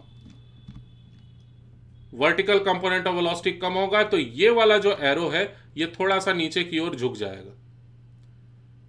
नहीं समझ पाए होगे बात को? मैं साफ साफ बना देता हूं फिर से, कोई बात नहीं। देखिए 30 का horizontal component same to same वही वाला, लेकिन वर्टिकल कंपोनेंट 40 के बजाय इस बार मात्र 30 ही है। तो इस कारण से रिजल्टेंट वेलोसिटी 1 सेकेंड के बाद वाली वेलोसिटी वो ऐसे होगी, और ये पिछले वाले वेलोसिटी से थोड़ा सा डिफरेंट है। क्या डिफरेंस है आप समझ जाएंगे। ये भी 30 है, ये भी 30 है। ये तो हुई 1 सेकेंड के बाद की बात। इसके भी 1 सेकेंड के बाद क्या होगा? तो हॉरिजॉन्टल कंपोनेंट वही पुराना 30 और वर्टिकल कंपोनेंट इस बार और छोटा हो जाना चाहिए। 20 हो गया है देखो। तो 20 हो जाने की वजह से इस बार रिजल्टेंट कैसा नजर आना चाहिए? ऐसा थोड़ा सा और ज्यादा नीचे की ओर झुका हुआ। मानते हो कि नहीं इस बात को? हॉरिजॉन्टल कंपोनेंट 30 है और वर्टिकल कंपोनेंट लेकिन 20 है। समझ पाए बात?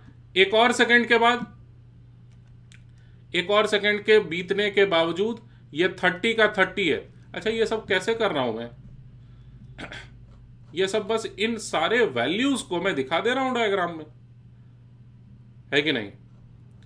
ये सारे वैल्यूज जो हम लोग कैलकुलेट किए हैं ना, इस बात को हम लोग केवल डायग्राम में रिप्रेजेंट कर दे रहे हैं। तो हम लोग कहां पर थे?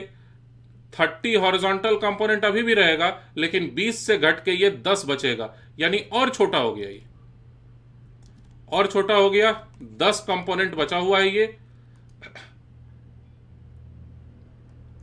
इस तरह से एक डायग्राम होना चाहिए, ऐसे।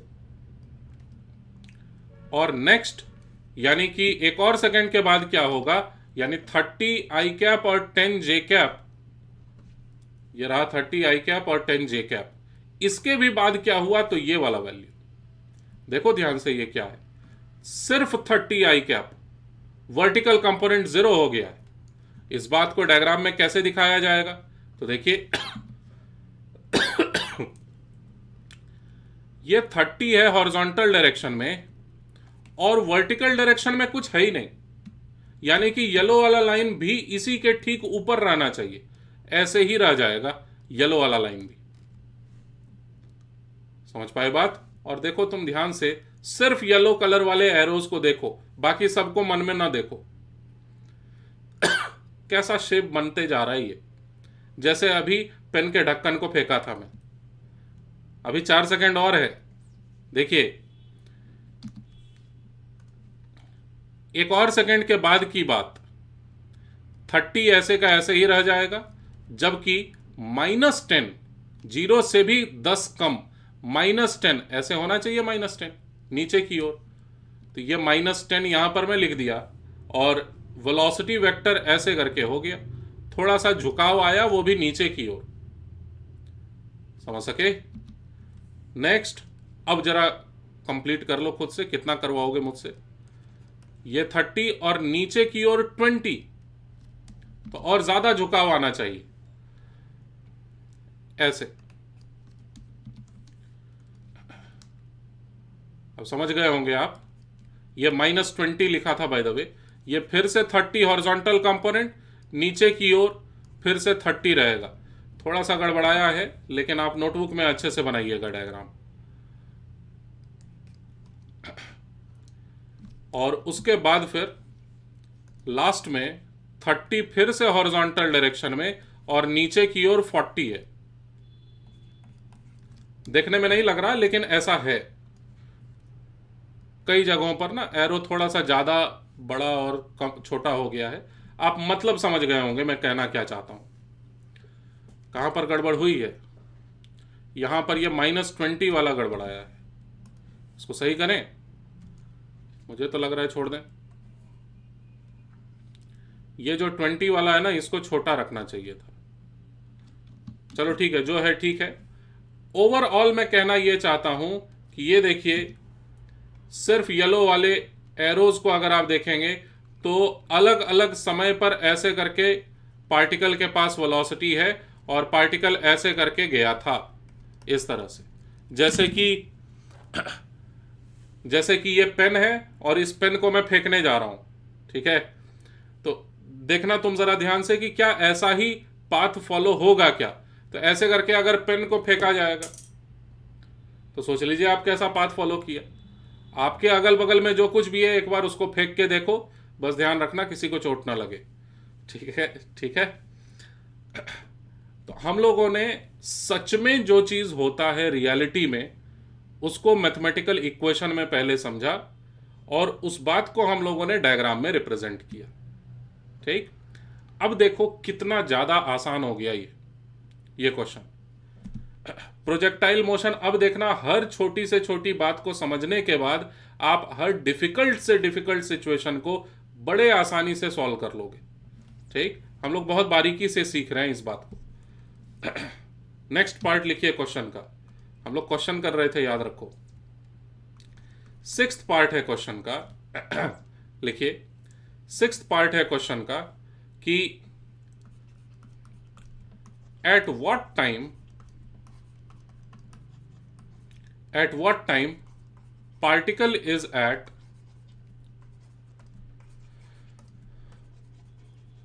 maximum height। कुछ है क्या सवाल में? जरा जल्दी से आंसर लिख दो खुद से नोटबुक में, तब तक मैं कमेंट्स एक बार देख लूं, किसी को कुछ पूछना हो तो।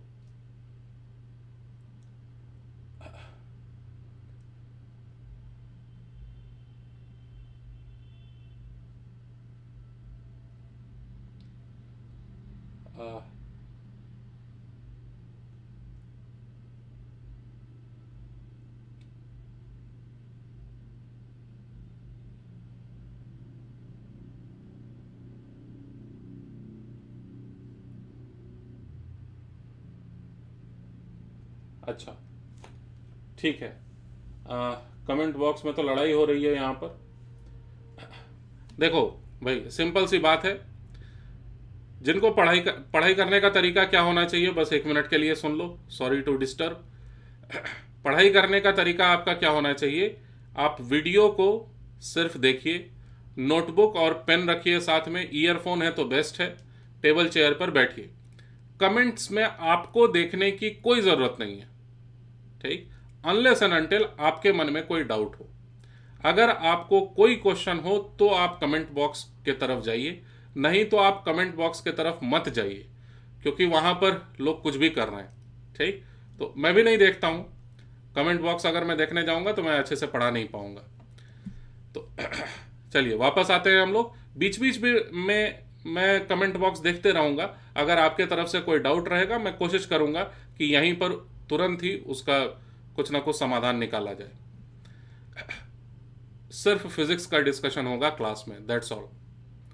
मैं आपसे ये नहीं डिस्कशन कर सकता कि 11th का कब आप रिवीजन करिए, क्या पढ़ाई का स्ट्रेटजी होना चाहिए, क्या प्लानिंग रहना चाहिए, सुबह से शाम तक क्या शेड्यूल बनाया जाए। सब बकवास बातें हैं, केवल पढ़ाई करो बस।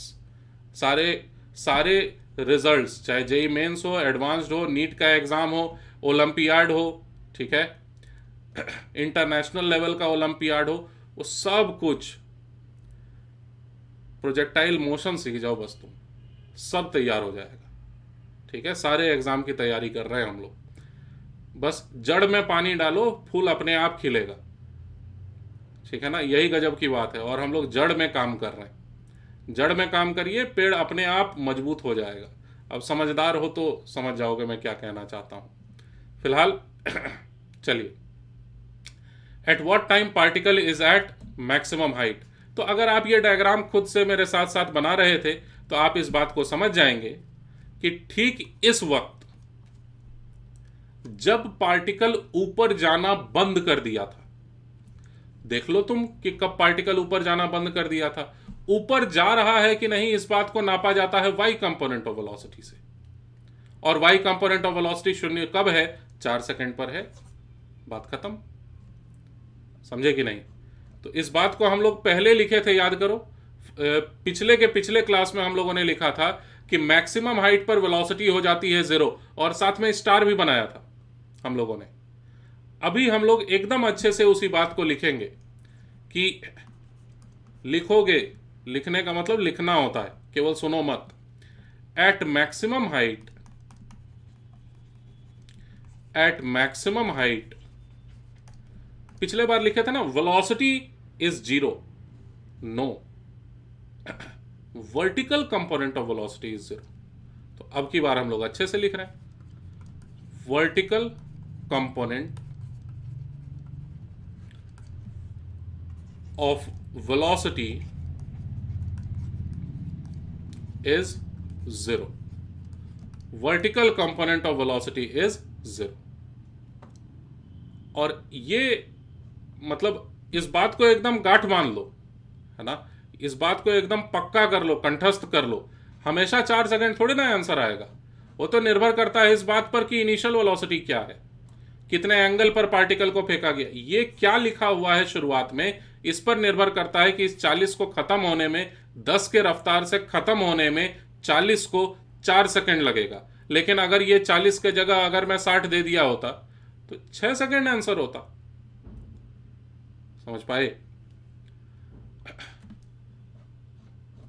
तो हम लोग वापस आते हैं, और सही आंसर क्या है क्वेश्चन का, फिर भी मैं एकदम अच्छे से इक्वेशन में लिखता हूं, using v equals to u plus at, using v equals to u plus at along y axis। सिर्फ y एक्सिस में v equals to u plus at, v का वैल्यू कितना चाहिए मुझे, मैक्सिमम हाइट पर 0 हो जाएगा, क्योंकि y एक्सिस के बारे में ही सिर्फ चर्चा है। Must be equal to u का वैल्यू क्या लिखूं, सिर्फ y डायरेक्शन में सोच रहे हैं हम लोग, तो y डायरेक्शन में इनिशियल वेलोसिटी कितना था, 40 था। एक्सेलरेशन a कितना था, सिर्फ y डायरेक्शन की बात कर रहा हूं मैं, 10 मीटर पर सेकेंड स्क्वायर। t का वैल्यू यहां पर आ जाएगा, t का वैल्यू सिंप्लीफाई करते ही आया हमारे पास 4 सेकेंड, जो डायग्राम से देख चुके हैं, इक्वेशन से देख चुके हैं, अभी फॉर्मूले से भी देख लिए। तो आई होप मैं एकदम क्लियर हूं। नेक्स्ट पार्ट है क्वेश्चन का, 6th पार्ट। नेक्स्ट पार्ट लिखिए क्वेश्चन का, फाइंड, मैं पहले बता चुका हूं टाइम ऑफ फ्लाइट क्या होता है, find time of flight. Find time of flight, पूरा पार्टिकल कितने समय तक के लिए हवा में था। जरा एक बार खुद से कोशिश करो, मैं तो बता ही दूंगा, एक बार खुद से कोशिश करो, 1 मिनट का समय लो, कमेंट्स में लिखने की जरूरत नहीं है, बस खुद से सॉल्व किए रहो।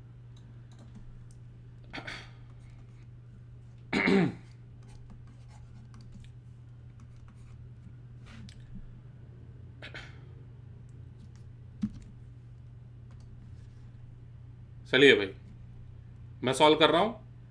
इससे पहले कि आंसर तक पहुंचे, एक बार जरा केवल देख लो कि हम लोगों ने सीखा क्या है। अभी तक हमने ये सीखा कि पार्टिकल कुछ अंदाजे से इस तरह से चलते चला जाता है, यही रास्ता फॉलो करता है पार्टिकल, ऐसे करके चलते चला जाता है। इक्वेशन पर ना विश्वास हो तो कुछ उठा के फेंक के देख लो, इसी रास्ते जाता ही है, अंदाजे से बनाया हुआ ये एक पाथ है। ठीक, अब सुनना मेरी बात को बहुत ध्यान से। टाइम ऑफ फ्लाइट जब कभी निकालने की जरूरत हो, आप ध्यान से देखिए, एकदम शुरुआत वाले जगह को और एकदम अंत वाले जगह को। पूरी बात ध्यान से सुनना। मान लो बीच रास्ते में यहां पर है पार्टिकल, तो ये कहलाएगा ना डिस्प्लेसमेंट। ये डिस्प्लेसमेंट हुआ, दिस इज डिस्प्लेसमेंट, मान लो वेक्टर एस, और इस डिस्प्लेसमेंट का यह हॉरिजॉन्टल कंपोनेंट है और यह वर्टिकल कंपोनेंट है। मतलब फिर से सुनो, अगर मान लीजिए, ध्यान से सुनिए, अगर मान लीजिए पार्टिकल यहां पर है, तो पार्टिकल की ऊंचाई देखो है कि नहीं है, कुछ ना कुछ, हाँ है, ये रही पार्टिकल की ऊंचाई। पार्टिकल मान लो एकदम ऊंचे से ऊंचा पहुंच गया, तो ऊंचाई कितनी है, ये रही ऊंचाई। पार्टिकल थोड़ा सा नीचे आया, ये रही पार्टिकल की ऊंचाई, थोड़ी सी कम हो गई ऊंचाई। लेकिन पार्टिकल जब जमीन पर पहुंचेगा दोबारा से, तो अगेन हाइट बिकम्स कितना, हाइट बिकम्स 0। जिस ऊंचाई से यह चलना शुरू किया था, उसी ऊंचाई पर दोबारा से पहुंच जाने के वजह से वाई डायरेक्शन में किसी तरह का डिस्प्लेसमेंट नहीं आया है। सुने मेरी बात, क्या मैं ये बोला कि डिस्प्लेसमेंट 0 है? नहीं नहीं नहीं, डिस्प्लेसमेंट तो बिल्कुल है, ये रहा डिस्प्लेसमेंट, लेकिन डिस्प्लेसमेंट का वर्टिकल कंपोनेंट नहीं है, डिस्प्लेसमेंट सिर्फ हॉरिजॉन्टल है। वर्टिकल डायरेक्शन में किसी तरह का कोई डिस्प्लेसमेंट नहीं हुआ, अगर आप इनिशियल और फाइनल सिचुएशन मात्र देख रहे हैं तो। बीच रास्ते में अगर आप सोच रहे हो यहां पर पहुंचा हुआ है पार्टिकल मान लो, तो बिल्कुल है वर्टिकल डिस्प्लेसमेंट, ये रही ऊंचाई, यही तो है वर्टिकल डिस्प्लेसमेंट। समझे बात, यही है वर्टिकल डिस्प्लेसमेंट।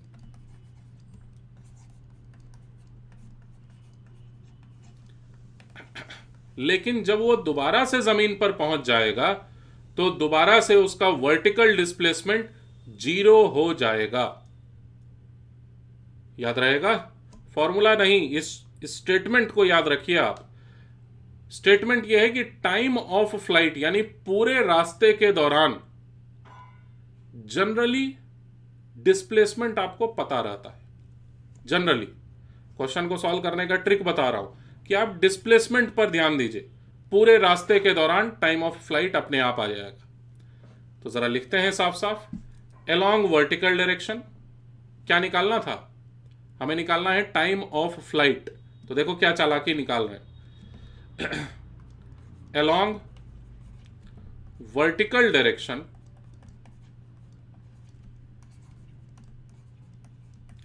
मात्र वर्टिकल डायरेक्शन में सोचे जाने पर इनिशियल वेलोसिटी लिखो खुद से, एक्सेलरेशन लिखो खुद से, और इन दोनों को लिख लेने के बाद टोटल टाइम इंटरवल में यानी पूरे प्रोजेक्टाइल मोशन करने के बाद, यहां से यहां तक आ जाने के बाद, सिर्फ वाई डायरेक्शन में, सिर्फ वर्टिकल डायरेक्शन में होने वाला डिस्प्लेसमेंट कितना है ये लिख दो। और इन तीनों चीजों को लिख दिए, कुछ बचा ही नहीं क्वेश्चन में। फिर यही मैं तब से आपको सिखा रहा हूं कि रेस्ट एंड मोशन पूरा का पूरा चैप्टर सिर्फ 3 इक्वेशंस का खेल है। उसके अलावा आपको कुछ भी एक्स्ट्रा जानने की जरूरत नहीं है, सिर्फ क्वेश्चंस। उसी का प्रैक्टिस कर रहे हैं हम लोग।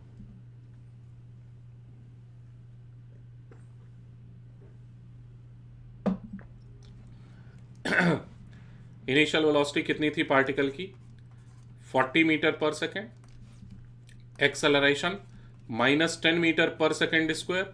और डिस्प्लेसमेंट 0। वाई डायरेक्शन में सोच रहे हैं हम लोग। अच्छा, आंसर आ जाएगा, ठीक, आंसर निकाल लेंगे हम लोग, लेकिन और ज्यादा अच्छे से समझो मैं जो कहना चाह रहा हूं। मान लीजिए कि अगर ऐसा हुआ होता, कठिन बात बताने जा रहा हूं, बी वेरी वेरी अलर्ट। मान लीजिए ऐसा हुआ होता कि जमीन कुछ इस प्रकार से होती, नहीं उल्टा कर देते हैं। मान लीजिए जमीन कुछ इस तरह से होती, वेट करो, हाँ, जमीन कुछ इस तरह से होती कि ये रहा ग्राउंड और यहां पर सीढ़ी नुमा कुछ तो बना हुआ है और ये रहा कोई दूसरा सरफेस, और पार्टिकल को यहां से फेंका जाता है और पार्टिकल इस रास्ते चल के यहां पर जाके गिरता है, मान लो। तो क्या ऐसी हालत में भी पूरे समय के दौरान, टाइम ऑफ फ्लाइट के दौरान, क्या यह कहना सही रहेगा कि पार्टिकल दोबारा से जब जमीन को हिट किया, यानी यहां पर जब जाके सतह से टकराया, तो इसकी ऊंचाई 0 हो गई है? क्या यह कहना सही होगा? नहीं। जब यह इस सरफेस से जा टकराता है यहां पर, तो भी इसके पास अच्छी खासी ऊंचाई है, यानी वाई डायरेक्शन में डिस्प्लेसमेंट है। लेकिन जब जमीन से जमीन पर टकराएगा तो पहले भी ऊंचाई 0 थी और बाद में भी ऊंचाई 0 हो गई, इस वजह से वाई डायरेक्शन में डिस्प्लेसमेंट 0 रहेगा। लेकिन इस हालत में नहीं, इस डायग्राम के लिए नहीं। इस डायग्राम में एस का वैल्यू आप 10 मीटर रखेंगे, 20 मीटर रखेंगे, निर्भर करता है कि यह ऊंचाई क्या है। यह ऊंचाई हमारे दिए हुए सवाल में 0 होने के वजह से यहां पर 0 रखे हैं हम लोग। आई होप सो कि एकदम क्लियर हूं मैं। चलिए क्वेश्चन के आंसर तक पहुंचने की कोशिश करते हैं। S equals to U T plus half A T square, उसके अलावा मुझे तो कुछ आता ही नहीं है। 40 into T plus half into -10 into T square, कर दो सिंप्लीफाई। लेकिन इंटरेस्टिंग बात देखिए फिर से, अगर आपको पुरानी बातें याद हो तो 40 into T -5 T square, 40 into T -5 T square equals to 0। 8t अगर मैं कॉमन ले लेता हूं, सॉरी गलती से लिख दिया, 5t अगर मैं कॉमन ले लेता हूं तो हमारे पास बनेगा 8 - t इक्वल्स टू 0। याद रखो, क्वाड्रेटिक की इक्वेशन वाले बच्चे, 2 रूट्स वाले बच्चे एक्टिवेट हो गए होंगे। अब t के 2 रूट्स हैं, 0 और 8 सेकेंड। आपने दरअसल मैथमेटिक्स से यह पूछा कि जरा बताना तो कि वाई डायरेक्शन में डिस्प्लेसमेंट कब 0 है। मैथमेटिक्स ने आपको जवाब दिया t इक्वल्स टू 0 सेकेंड पर, और साथ में t इक्वल्स टू बोलो 8 सेकेंड्स पर, है ना। तो 8 सेकेंड ही दरअसल टाइम ऑफ फ्लाइट है। ऑब्जर्व करने वाली बात 4 सेकेंड का जस्ट डबल, यानी जब पार्टिकल एकदम ऊंचा पहुंच जाता है उसके ठीक डबल टाइम के बाद जमीन पर होता है। याद रहेगा, हमने अभी अभी यह सीखा कि जितना समय लगेगा ऊपर जाने में, ऊपर चढ़ने में लगने वाला समय और नीचे उतरने में लगने वाला समय दोनों आपस में बराबर होता है अगर जमीन से फेंका गया, जमीन पर गिरा पार्टिकल तब। मान लो बीच रास्ते में ही उसको रोक दिए तुम, तो कहानी बदल जाएगी। अभी सवाल आएगा ऐसा कि ये दीवार रहेगा।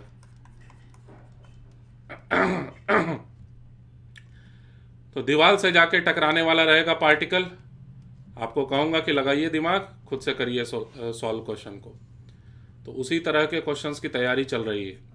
फिलहाल हम लोगों ने देखा 8 सेकेंड आया time of flight. 7th part लिखो। एक क्वेश्चन से सबको सिखा दूंगा projectile motion. I am so sorry. 7th part है क्वेश्चन का, फाइंड मैक्सिमम हाइट। लगाओ दिमाग जरा।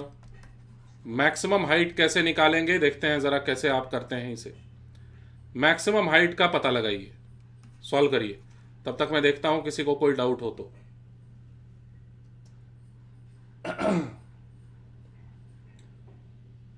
सर एक डाउट है, क्लास के लास्ट में पूछेंगे, बता दीजिएगा। ठीक है, 4 सेकंड आया है सर।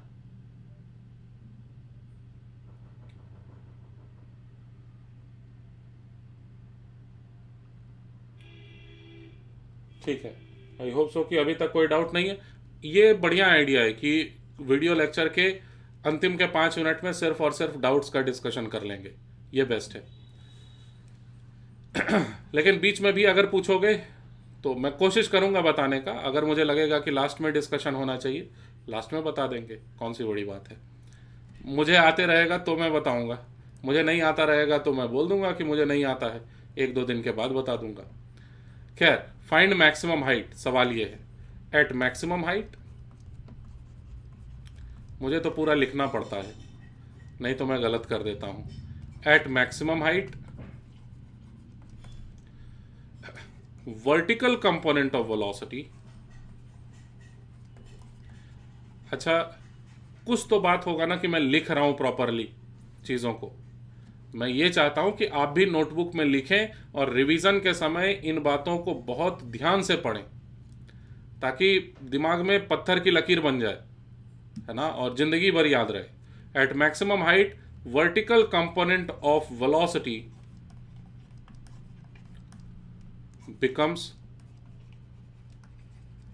0। अब कुछ बचा ही नहीं क्वेश्चन में, टाइम का जिक्र नहीं है, तो आप v² - u² equals to 2as इस्तेमाल कर लें। अगर नहीं निकाला हुआ है तो वीडियो को पॉज करके खुद से पहले कर लेना। मेरे सॉल्यूशन को उतारने से आपका किसी तरह का कोई फायदा नहीं होने वाला है। v का वैल्यू, अच्छा याद रखो, ये इक्वेशन सिर्फ और सिर्फ ओनली फॉर वाई एक्सिस मैं अप्लाई कर रहा हूं। मतलब v का वैल्यू वाई एक्सिस में क्या रहेगा ये लिखना है, u का वैल्यू भी वाई डायरेक्शन वाला, a का वैल्यू भी वाई डायरेक्शन वाला, s का वैल्यू भी वाई डायरेक्शन वाला, यानी हाइट आ जाएगा अपने आप। तो v का वैल्यू 0 अभी लिखा, माइनस u का स्क्वायर यानी 40 था, 40 मीटर पर सेकेंड का whole square equals to 2 into acceleration minus 10 metre पर second square multiplied by h। h ही तो हमारा आंसर है, वर्टिकल डायरेक्शन में होने वाला डिस्प्लेसमेंट, यही तो हमारा आंसर है। तो निकाल लिए होंगे आप। 1600 डिवाइडेड बाई 20, 80 आया क्या? हाँ, h का वैल्यू आया 80 मीटर, यही सही आंसर। समझ गए कैसे सॉल्व करना है? अच्छा, नेक्स्ट पार्ट है फिर सवाल का, 8th पार्ट। 8th पार्ट है क्वेश्चन का, फाइंड, सुनिए जरा ध्यान से, find horizontal displacement, find horizontal displacement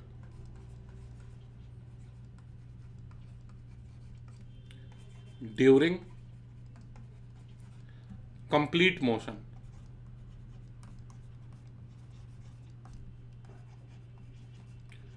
पूरे मोशन के दौरान होने वाला हॉरिजॉन्टल डिस्प्लेसमेंट ये जरा पता करिए, लेकिन उससे पहले, सॉल्व करने के पहले यहीं पर लिखें, इज नोन एज, इसे ही कहा जाता है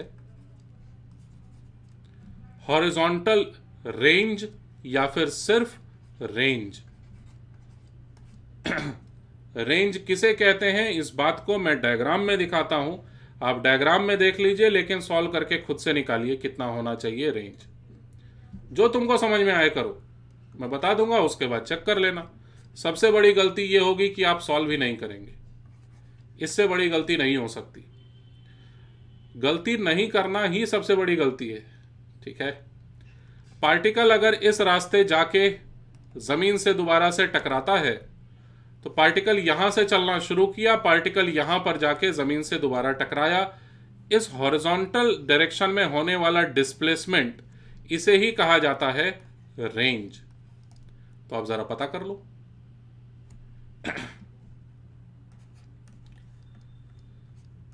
वीडियो को पॉज कर लेना अगर आपको समय की जरूरत पड़े तो। मैं फिलहाल सॉल्व कर रहा हूं इस क्वेश्चन को। एकदम शुरुआत में यानी t=0 सेकेंड पर पार्टिकल को फेंका गया, t=8 सेकेंड्स पर पार्टिकल जमीन से जाके टकराया। हम लोग ये निकाल चुके हैं पहले से, ठीक। टाइम ऑफ फ्लाइट निकाले थे ना। तो इस 8 सेकेंड के दौरान होने वाला डिस्प्लेसमेंट सिर्फ x डायरेक्शन में चेक करना है आपको, है ना। तो इस बार हमें चूंकि x डायरेक्शन में बात करनी है, डिस्प्लेसमेंट x डायरेक्शन में पता करना है, इसीलिए सारे इक्वेशंस इस्तेमाल करो लेकिन x डायरेक्शन में, ठीक। देखिए कैसे, साफ साफ लिखेंगे। along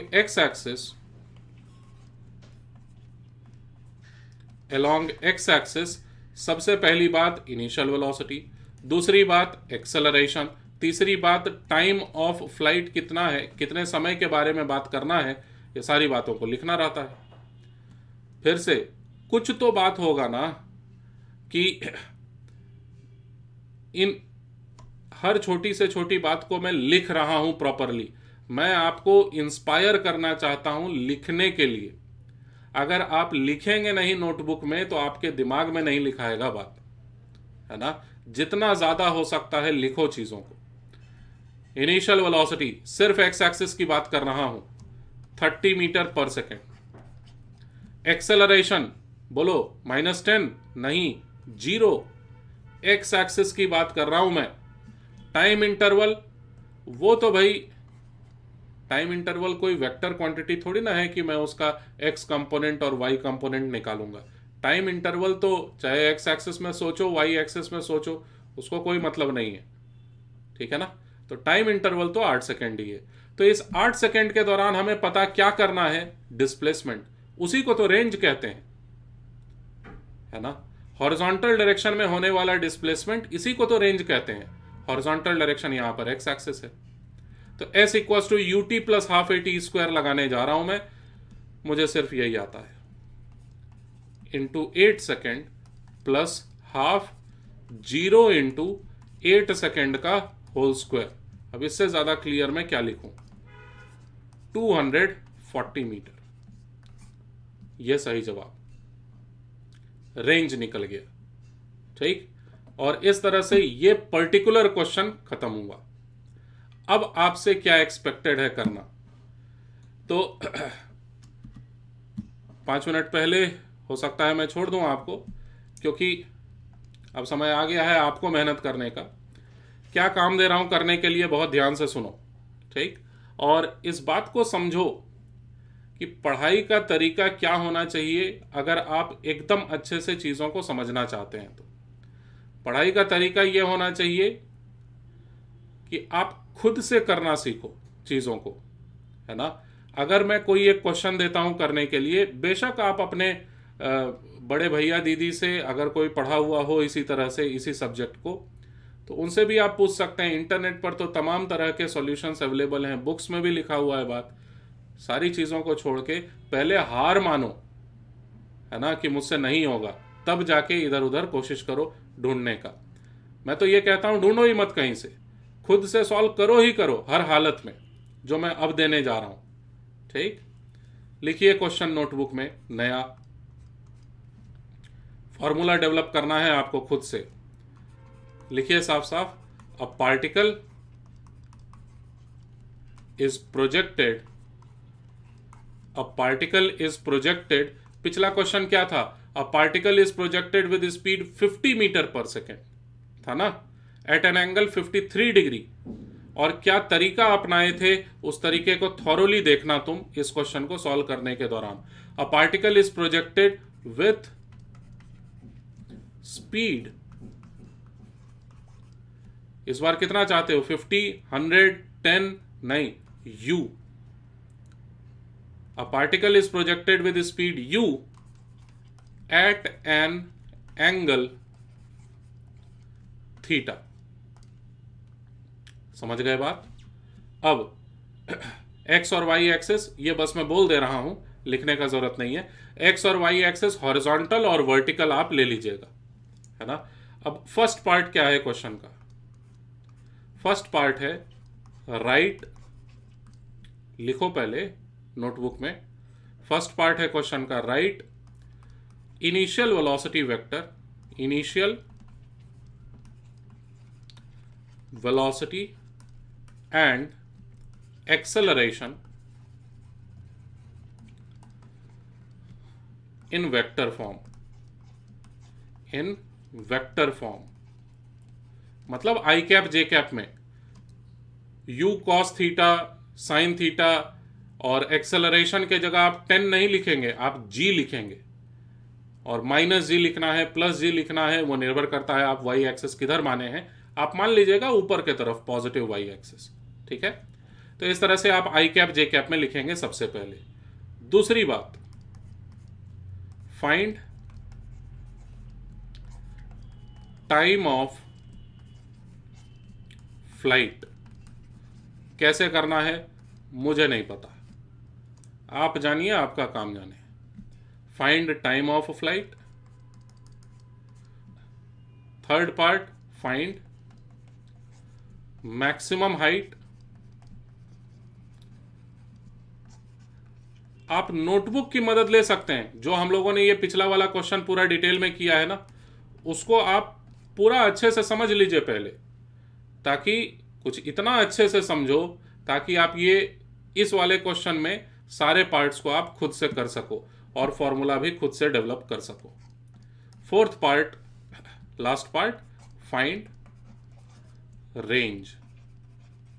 इन तीनों चीजों को आप खुद से डिराइव किए हुए रहिए, और खुद से डिराइव करने के बाद आपको एक और काम दे रहा हूं मैं करने के लिए कि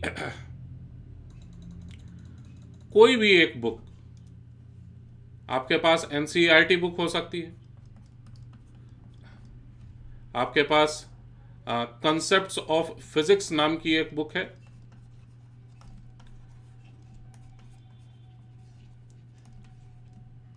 ठीक, बाई डॉक्टर एच.सी. वर्मा, या फिर और भी, मैं तो ये कह रहा हूं कोई भी किताब हो तुम्हारे पास, है ना, फिजिक्स की क्लास 11th की कोई भी बुक क्यों ना हो, उससे आप प्रोजेक्टाइल मोशन को पूरा अच्छे से पढ़ के अगली क्लास में आएंगे। तो सबसे पहला काम, इस वीडियो लेक्चर का रिवीजन कैसे करोगे? फिर से क्या पूरा वीडियो लेक्चर देखोगे? नहीं, बिल्कुल नहीं, ये नहीं करना है आपको, नहीं तो दिमाग पर प्रेशर नहीं पड़ पाएगा। हर चीज चम्मच से नहीं खिलाया जाता है। तो नोटबुक से पढ़िए, आप जो भी लिखे हैं आप नोटबुक में उसको आप पढ़ेंगे, सबसे पहला काम। उसके बाद दूसरा काम, कुछ इतना अच्छे से पढ़ेंगे कि आप इस क्वेश्चन को पूरी तरह से खुद से कर सकें, ठीक। और इतना कर लेने के बाद कोई एक बुक ढूंढो, जो भी बुक हो तुम्हारे पास, परफेक्ट है वो।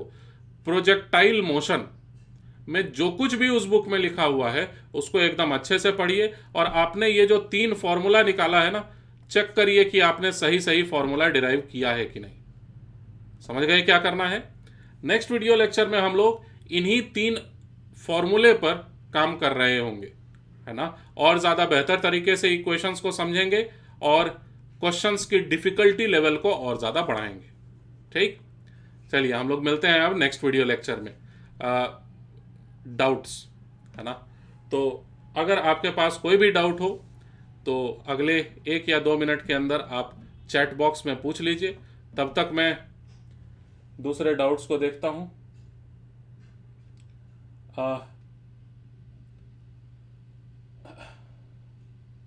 इज इक्वल टू 0 क्यों, बता दीजिए। ठीक है, मैं बताने की कोशिश करता हूं। क्योंकि ग्राउंड से चला, अच्छा किसी ने जवाब भी दिया इसी पर। हॉरिजॉन्टल तो सेम है 240 मीटर। ये डाउट है कि जो एकदम स्टार्टिंग में क्वेश्चन करवाए हैं उसमें भी टाइम में रूट आएगा, एक प्लस और एक नेगेटिव। ठीक है, एकदम सही बात। 1 सेकेंड 9 सेकेंड आया था, हाँ ठीक, मैं समझ गया क्या डाउट है आपका। अब मैं डाउट्स के बारे में सिर्फ बात कर रहा हूँ। लगता है ये कुछ ज़्यादा ही आपको इंटरेस्टिंग टॉपिक लग गया कि आखिर नेगेटिव रूट क्यों आ रहा है ना। तो सबसे पहले जो हम लोग क्वेश्चन कर रहे थे हॉट एयर बलून के बारे में, इस पर ज़रा बात कर लेता हूँ। यह अगर हॉट एयर बलून है और यहाँ से पार्टिकल को जस्ट रिलीज किया गया था, तो ये पार्टिकल कैसा मोशन करेगा? थोड़ा सा ऊपर जा करके नीचे आएगा, ज़मीन से देख रहे हैं हम लोग, ठीक।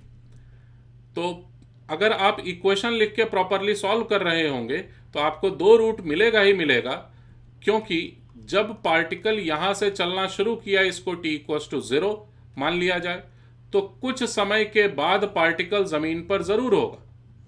मान लेते हैं डेल्टा t1 टाइम के बाद जमीन पर पार्टिकल जरूर होगा।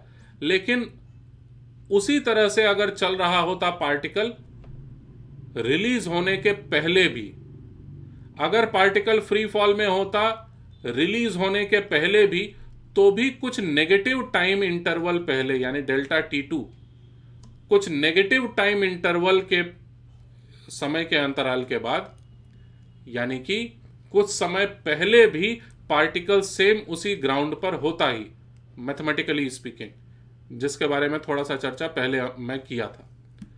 तो इस वजह से एक नेगेटिव रूट भी आएगा ही आएगा, पॉजिटिव रूट भी आएगा ही आएगा। अगर आपसे यह पूछा जाएगा कि कितने समय के बाद पार्टिकल जमीन पर पहुंचा, तो आप सिर्फ पॉजिटिव वाला रूट बता के आगे बढ़ेंगे। आई होप मैं क्लियर हूं। तो पॉजिटिव नेगेटिव रूट दोनों रहेगा यहां पर, और दोनों में से पॉजिटिव वाले को सही रिपोर्ट करेंगे आप। हालांकि नेगेटिव रूट का मतलब समझते रहो कि पार्टिकल को जो फेंका गया है या रिलीज किया गया है, उसके पहले, इतने समय पहले भी वो उसी जमीन पर था, ठीक। अच्छा, इसके अलावा पूछ रहे हैं आप कि इसके अलावा किसी ने, हाँ, 0 1 रूट क्यों आया है? हाँ, 0 1 रूट इसलिए आया है, मतलब प्रोजेक्टाइल मोशन के बारे में चर्चा है ये, कि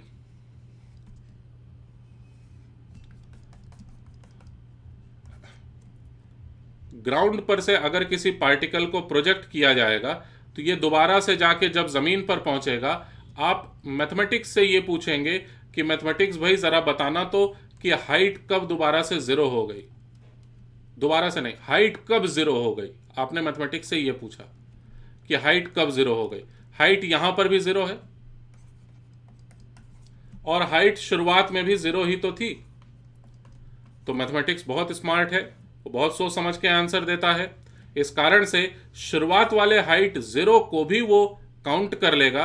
इस कारण से एक रूट यहां पर भी मिलेगा हमें, और यहां पर भी एक रूट मिलेगा हमें। ये t इक्वल्स टू कुछ ना कुछ डेल्टा t, यानी टाइम ऑफ फ्लाइट जरूर आएगा। तो एक 0 रूट और एक पॉजिटिव रूट भी आ जाएगा यहां पर। शर्त याद रखो, जमीन से फेंका गया, जमीन पर ही लैंड भी किया है पार्टिकल, तभी यह हालत होगी। और यही कारण है एक रूट 0 आने का। शायद आपको यह नहीं समझ में आया कि ये एक रूट 0 कैसे आया इस इक्वेशन में। तो इक्वेशन था हमारे पास 8t नहीं 5t multiplied by t minus 8 equals to 0। तो इसमें t इक्वल्स टू 0 एक रूट कैसे है, यह मैं समझाने की कोशिश करता हूं। इसको लिखा जा सकता है t minus 0 multiplied by t minus 8। तो आई होप अब आपको दिख गया। This bracket is representing in itself t equals to 0 second, and this one is representing t equals to 8 seconds. अगर आप इस बात को नहीं समझ सके, कोई बात नहीं, क्लास 9th और 10th के मैथमेटिक्स पर आप थोड़ा सा और ज्यादा अच्छे से ध्यान दीजिए, ठीक। चलिए भाई, सर एनर्जी कंजर्वेशन से सॉल्व कर सकते हैं? हाँ, एनर्जी कंजर्वेशन से भी सॉल्व कर सकते हैं, लेकिन याद रखो एनर्जी कंजर्वेशन के इक्वेशंस में कहीं पर भी टाइम नहीं आता है, कहीं पर भी डिस्प्लेसमेंट जैसा चीज नहीं आता है। तो अगर टाइम वगैरह के बारे में चर्चा की जाएगी तो एनर्जी कंजर्वेशन लगाना सही रहेगा, लेकिन उससे टाइम का आंसर नहीं आएगा कभी भी, है ना। तो अलग अलग मेथड के अलग अलग फायदे हैं। एनर्जी कंजर्वेशन में अभी थोड़ा सा समय है, उसको जब सीखेंगे तो समझ में आएगा कि कब कब एनर्जी कंजर्वेशन लगाना ज़्यादा फायदेमंद होता है। ठीक, तो अब तो कोई डाउट मुझे नहीं दिखाई दे रहा है। चलिए हम लोग नेक्स्ट क्लास में मिलते हैं। प्रोजेक्टाइल मोशन पर जो जो काम करने के लिए कहा हूं वो ज़रूर कर लेना। और नेक्स्ट वीडियो लेक्चर में मैं आपको एक असाइनमेंट भी दे रहा हूं जिसमें कि फ्री फॉल पर डिस्कशन रहेगा। उसमें मैं कोशिश करूंगा प्रोजेक्टाइल मोशन के क्वेश्चंस भी रखेंगे। ठीक, चलिए see you in next video lecture.